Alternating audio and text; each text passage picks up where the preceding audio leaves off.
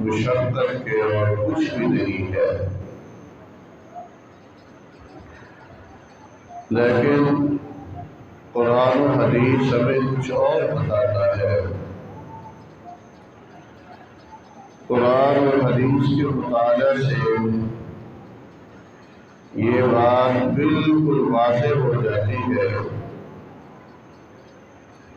کہ خیر کرنے والا انسان، بھلائی کرنے والا انسان، اچھے عمل کرنے والا انسان، اس کو اللہ تبارک و تعالی کسی نہ کسی شکل کے اندر دنیا کے اندر بھی ضرور اجر و صلہ عطا فرماتے ہیں، اور آخرت کے اندر بھی ضرور اجر و صلہ عطا فرمائیں گے۔ نیکی کا فائدہ انسان کو دنیا میں بھی ہوگا، اس عارضی زندگی کے اندر بھی ہوگا، اور یہی نیکی اس انسان کو قیامت والے دن ناختم ہونے والی زندگی کے اندر بھی کامیاب آئے گی۔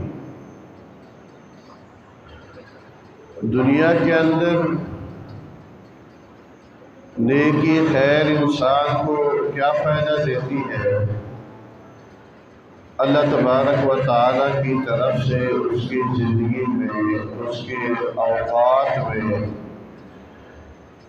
رحمت آتی ہے، برکت آتی ہے،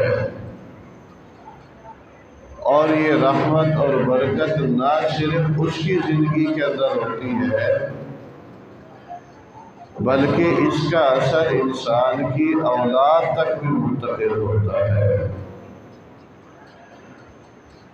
ماں باپ کی ہوئی نیکیاں، والدین کی ہوئے اچھے کام، اس کا فائدہ جہاں انسان کو خود ہوتا ہے، وہاں اس کے بعد میں، اس کے اولاد میں، اس کے اہل و عیال، وہ بھی اس نیکی سے مستفید ہوتے ہیں۔ اللہ تبارک و تعالی نے قرآن مجید میں ارشاد فرمایا ہے، لِلَّذِينَ أَحْسَنُوا فِي هَذِهِ الدُّنْيَا حَسَنَةٌ، اس دنیا کے اندر جو لوگ بھی اچھے کام کریں گے ان کو یہی خیر اور برکت مل کر رہے گی۔ وہ یہ نہ سمجھیں کہ دنیا کے اندر ہمیں اپنی کی ہوئی نیکی کا فائدہ نہیں ہو رہا، یہ ایک الگ بات ہے۔ مجھے اور آپ کو اس کا احساس ہو یا نہ ہو، لیکن اللہ تبارک و تعالیٰ کو مکمل علم ہے کہ اس کو فلاں خیر ملی ہے تو فلاں نیکی کی بدولت ملی ہے، فلاں نقصان سے بچا ہے تو اس میں بڑا کردار اس کے فلاں نیک عمل کا ہے، اولاد گمراہی سے بچی ہے تو اس میں ماں باپ کی فلاں نیکی کا اثر ہوتا ہے۔ لِلَّذِينَ أَحْسَنُوا فِي هَذِهِ الدُّنْيَا حَسَنَةٌ، جو بھی اچھے کام کریں گے دنیا میں ان کو خیر مل کر ہی رہے گی۔ نیکی کے بہت سارے ثمرات ہیں، بہت سارے فوائد ہیں، چند ایک کا تذکرہ میں آج کرنا چاہتا ہوں۔ انسان کوئی بھی نیک کام کرتا ہے، چاہے اس کا تعلق حقوق اللہ کے ساتھ ہے یا اس کا تعلق حقوق العباد کے ساتھ ہے، انسان کی اس نیکی کا اثر یہ ہوتا ہے کہ اللہ تبارک و تعالیٰ فرماتے ہیں ہم ایسے انسان کی محبت لوگوں کے دلوں کے اندر ڈال دیتے ہیں، لوگ ایسے انسان کے ساتھ پیار کرتے ہیں، عزت اور وقار کے ساتھ اس کے ساتھ پیش آتے ہیں، گھر میں اس کی عزت ہوتی ہے، محلہ اس کا احترام کرتا ہے، سوسائٹی کے اندر اس کا وقار اور ایک نام ہوتا ہے۔ جس مجلس کے اندر وہ جاتا ہے، اہل مجلس اس کو عزت والے مقام کے اوپر بٹھاتے ہیں۔ یہ گھر کے اندر عزت، محلے کے اندر تکریم، سوسائٹی کے اندر وقار، کیا اس لیے اس انسان کو مل رہا ہے کہ اس کے سر پر کوئی تاج لگا ہوا ہے یا سرخاب کے پر لگے ہوئے ہیں؟ نہیں، یہ عزت جو دل سے ملتی ہے، یہ احترام جو ہر انسان کے دل سے اٹھتا ہے، یہ اس انسان کی نیکی کا اثر ہے۔ اور یہ احترام لوگوں کے دلوں میں کون ڈالتا ہے؟ اللہ رب العزت فرماتے ہیں عرش پر بیٹھا رب میں ڈالتا ہوں۔ محبت پیسوں سے نہیں خریدی جا سکتی، عزت اور وقار روپے اور پیسے سے نہیں ملتا۔ کیا قارون کے پاس روپیہ کم تھا؟ کیا فرعون کے پاس دولت اور شہرت کی کمی تھی؟ اس کی زبان سے نکلنے والا ایک لفظ سرزمین مصر کا قانون بن جایا کرتا تھا، اور اس چیز نے اس کو اس حد تک کبر اور تکبر کے اندر مبتلا کر دیا کہ ایک وقت آیا کہنے لگا انا ربکم الاعلی۔ کیا اس بدبخت انسان کو معاشرے کے اندر، تاریخ کے اندر کوئی عزت مل سکی ہے؟ بالکل بھی نہیں مل سکی۔ اللہ تبارک و تعالیٰ فرماتے ہیں، 16واں پارہ ہے، ان الذین آمنوا وعملوا الصالحات، ایسے لوگ جو اللہ تبارک و تعالیٰ کی ذات کے اوپر ایمان لاتے ہیں، وعملوا الصالحات، اور اچھے کام کرتے ہیں، بھلے کام کرتے ہیں، خیر کے کام کرتے ہیں، نیکی کے کاموں میں ایک دوسرے سے سبقت لے جانے کی کوشش کرتے ہیں۔ اللہ فرماتے میں انہیں کیا انعام دوں گا؟ سَيَجْعَلُ لَهُمُ الرَّحْمَنُ وُدًّا، اللہ کہتے ہیں میں لوگوں کے دلوں کے اندر ایسے انسان کی محبت ڈال دوں گا۔ کون انسان نہیں چاہتا میری عزت ہو، میرے ساتھ چار لوگ پیار کریں، مجلس کے اندر احترام سے میرا نام لیا جائے؟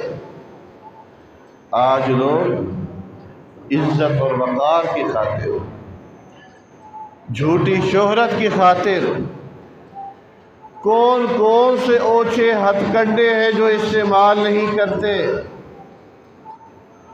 اور اس کے پس منظر کے اندر آپ دیکھیں تو یہی چیز نظر آئے گی کہ لوگ کہیں واہ، لوگ احترام کریں، لوگ عزت کے ساتھ پیش آئیں، لوگ اس سے آٹوگراف لیں، لوگ اس کا نام احترام اور عزت کے ساتھ لیں، سوائے اس کی اور کچھ نہیں ہے۔ کوئی لوگوں کی محبت حاصل کرنے کے لیے گانے گا رہا ہے، کوئی لوگوں کی محبت حاصل کرنے کے لیے ناچ ناچ کر پاگل ہوا جا رہا ہے، کوئی لوگوں کی محبت حاصل کرنے کے لیے جھوٹی دولت کے اوپر اپنا وقار اور احترام قائم کرنا چاہتا ہے، کوئی لوگوں کی محبت حاصل کرنے کے لیے اپنے آپ کو ایک عالی منصب کے اوپر فیض کرنا چاہتا ہے۔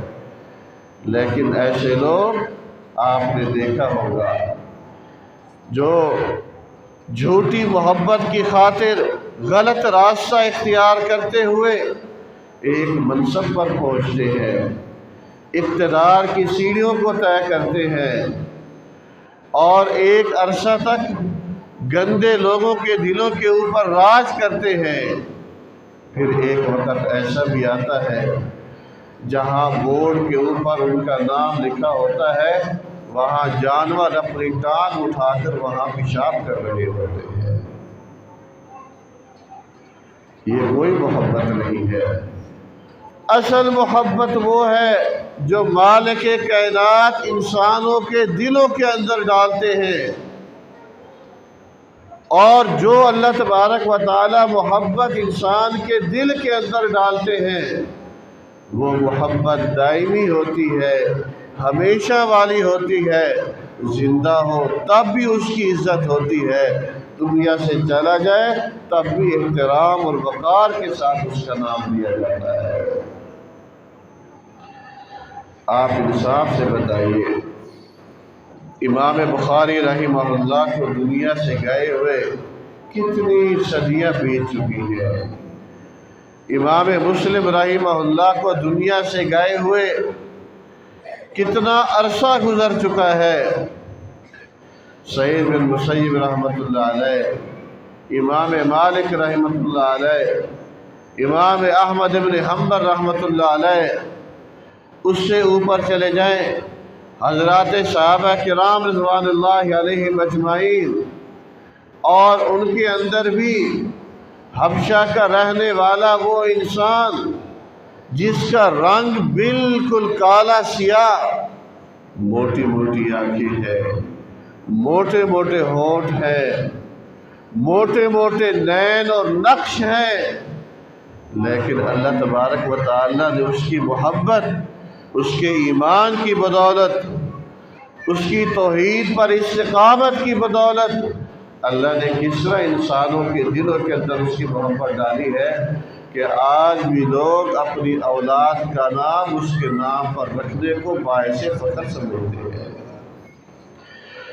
جب بھی تاریخ کے اندر بلال کا نام آتا ہے، انصاف سے بتائیے میرے اور آپ کے ذہنوں کے اندر کس بلال کا تصور آتا ہے؟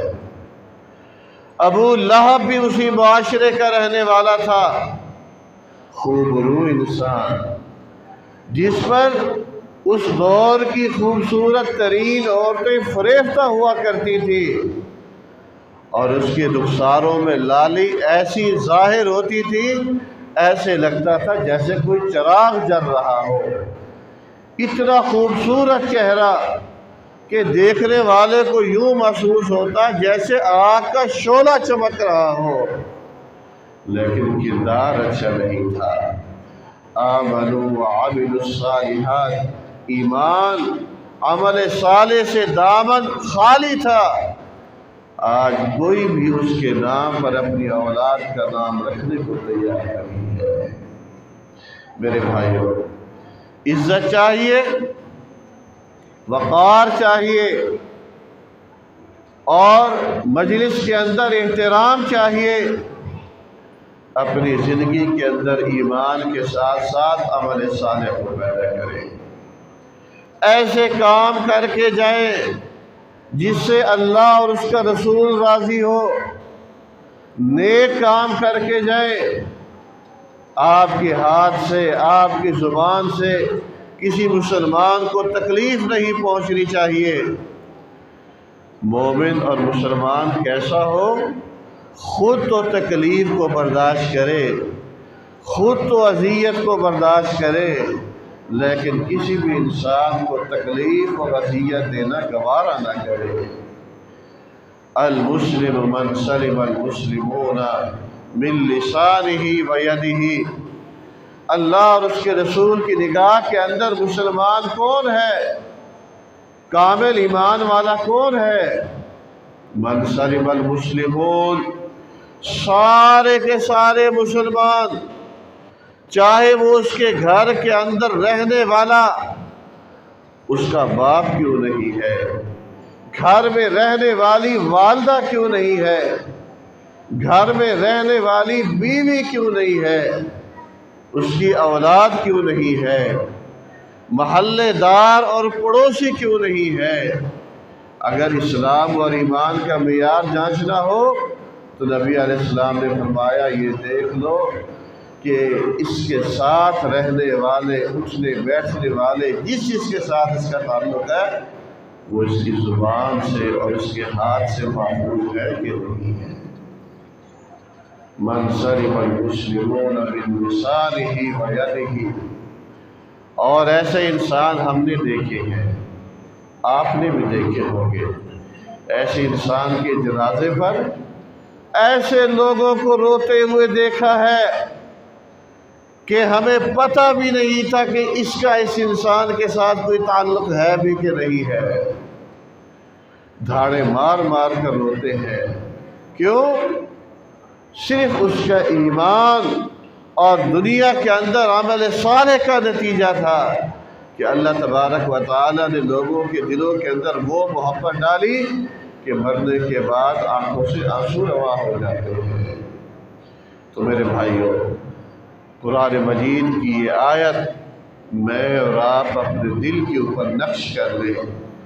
اگر ہم معاشرے کے اندر عزت اور وقار چاہتے ہیں، معاشرے کے اندر احترام چاہتے ہیں، تو اللہ نے اس کا نسخہ بتایا ہے، ان الذین آمنوا وعملوا الصالحات، ایمان لاؤ، اور صرف ایمان کافی نہیں، عمل صالح کرو، سنت کے مطابق کام کرو، خیر والے کام کرو۔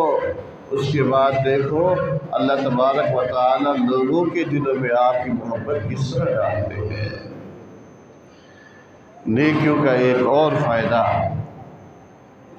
جس کی طرف میں اور آپ شاید نہیں جاتے، وہ کیا ہے؟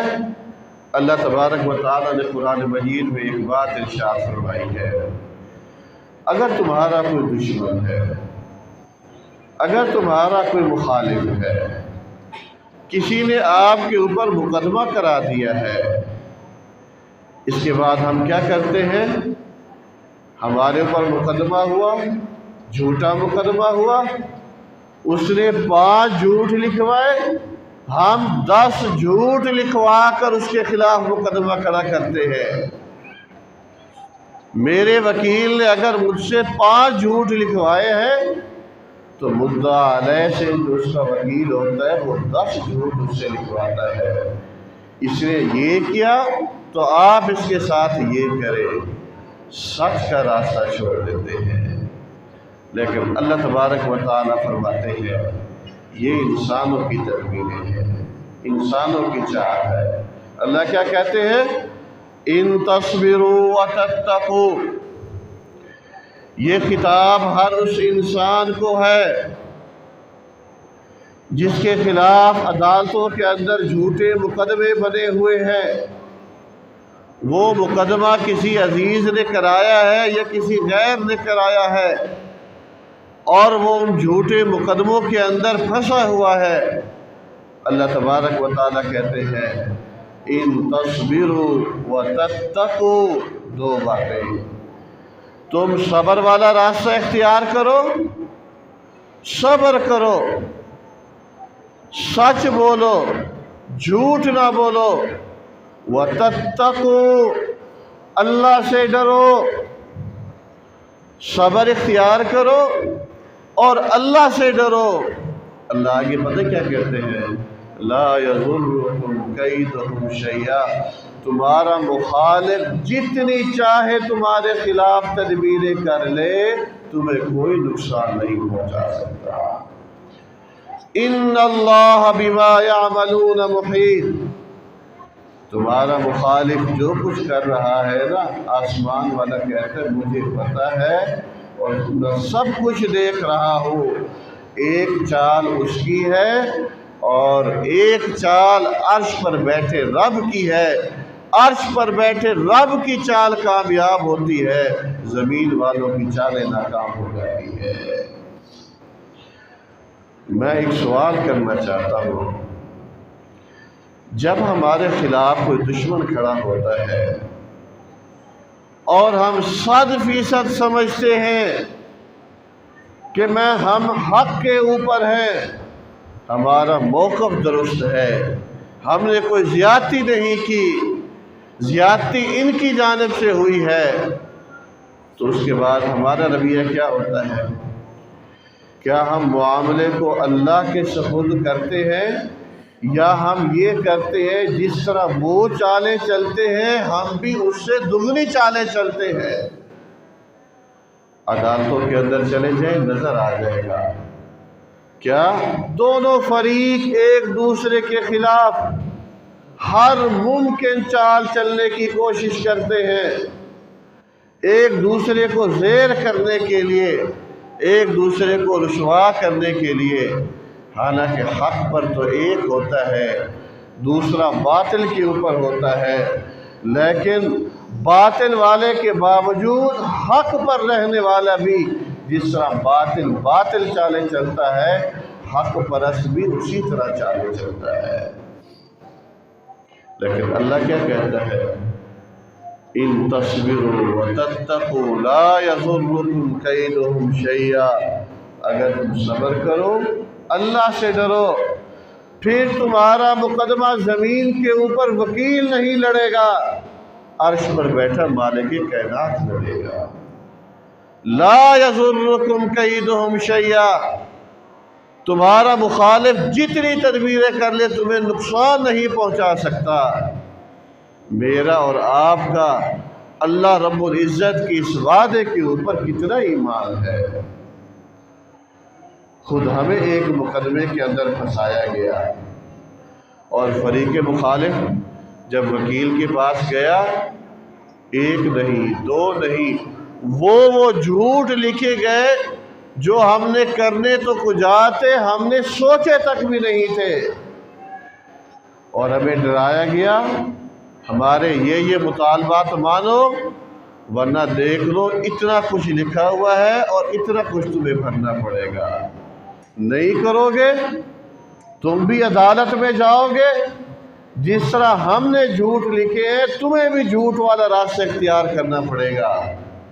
اور وکیل سے مشورہ کیا، انہوں نے کہا جھوٹ کا مقابلہ تو جھوٹ کے ساتھ ہوگا۔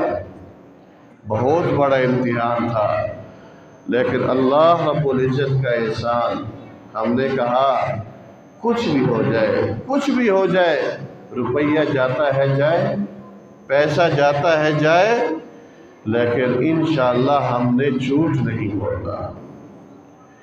اور یہ کوئی ماضی بعید کی بات نہیں کر رہا، یہ 3-4 مہینے کا اپنا ذاتی واقعہ ہے۔ ہم نے جھوٹ کا مقابلہ سچ کے ساتھ کیا اور اس سچ کی قیمت بھی چکائی، بڑی رقم دے کر قیمت چکائی، لیکن خدا کے گھر میں گواہی دیتا ہوں، یہ جو اللہ نے یہ وعدہ کیا تھا تصبروا وتتقوا، تم صبر کرو، اللہ سے ڈر والا معاملہ اختیار کرو، تم جھوٹ نہ بولو، تم غلط راستے اختیار نہ کرو، لا یضرکم کیدہم شیئا، تمہارا مخالف جو تدبیریں چلے گا اس کا مقابلہ عرش پر بیٹھنے والا اللہ میں خود کروں گا۔ اور ہم نے دیکھا فریق مخالف تمام تر جھوٹے دعووں کے باوجود، تمام تر فریب کاریوں کے باوجود، اللہ تبارک و تعالی نے ان کو منہ کے بل گرایا۔ امتحان آتا ہے، بڑا کڑا امتحان ہوتا ہے، سچ آپ سے قربانی مانگتا ہے، وقت کی قربانی بھی آپ سے مانگے گا، آپ سے روپے اور پیسے کی قربانی بھی مانگے گا، لیکن اگر تم نے معاملہ اللہ کے سپرد کر دیا، وہ جو روپیہ گیا، پیسہ گیا، اللہ وہ بھی واپس کرتا ہے، اللہ اس سے کہیں زیادہ نوازتا بھی ہے۔ کیوں؟